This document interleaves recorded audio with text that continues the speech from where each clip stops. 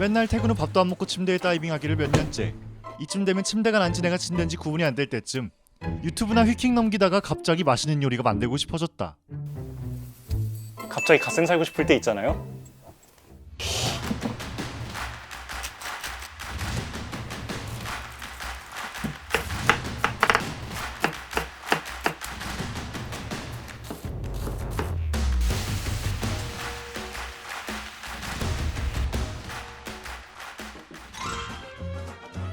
그런데 코리안 소울푸드를 보고 있으니 술이 땡기기 시작했다. 제육볶음에 한 잔 딱 하면 군침이 싹 돌아 냉장고를 열고 허겁지겁 맛있는 술을 꺼냈는데 아무래도 비싼 술이라고 한 방울 한 방울이 아까웠나 보다. 어쩔 수 없이 포기하려던 그때 다른 게 눈에 들어왔다. 술. 그래, 맛술도 술은 술이지. 허겁지겁 꺼내 살펴봤는데 14도라고 떡하니 적혀 있었다. 음주 인생 7년, 수많은 술과 숙취를 겪었지만 맛술은 먹어볼 생각도 못했다. 인터넷에 검색해봤더니 먹어봤다는 경험담도 조금씩 있고 술에 붙는 세금도 맛술엔 안 붙어서인지 소주보다도 저렴하다. 예스! 바로 마셔보기로 했다. 괜찮았다. 생각보다 진짜 괜찮아서 집에서 먹어볼 만한 것 같아 이거.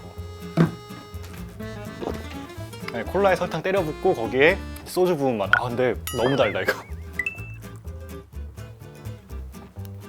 약간 사이다. 사이다 맛이야 딱 지금. 새로운 발견을 한 것 같아 이번엔 다른 회사에서 파는 맛술도 마셔보기로 했는데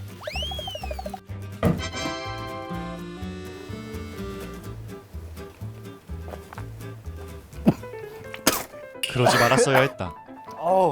술맛 하나도 안 나고. 그래서 이거 약간 진짜 그냥 식초에 물 조금 타서 먹는 기분이에요. 전혀 술맛은 안 나고.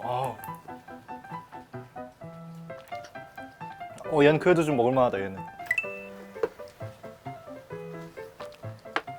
그냥 그것도 레몬맛 사이다인데요? 아쉽게도 이거는 못 먹어보는 걸로. 물론 이 회사들도 생으로 먹는 사람이 있을 거라고는 생각하지 못했을 거다. 제품별로 맛 차이가 심해 그제서야 성분표를 읽어봤는데 차이가 컸다.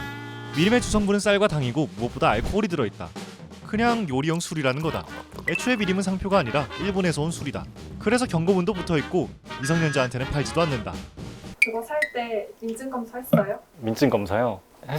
그런데 이 맛술들에도 주정이 들어가 있다고는 하는데 도수가 써있지도 않고 식초가 들어있다. 우리나라 주세법을 찾아보면 알코올이 1도 이상 들어가 있으면 주류로 보는데 이건 주류라고 쓰여있지도 않고 도수도 안 써있다. 알코올이 1도도 안 들어있는 거다.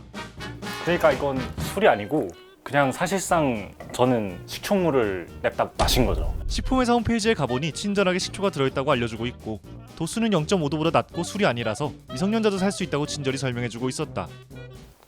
그럼 술이라고 하면 안 되는 거 아니야? 요리할 때 맛술이라 하면 아무거나 사면 되는 건 줄 알았는데 하나는 달달한 술이고 하나는 신맛이 나는 소스다.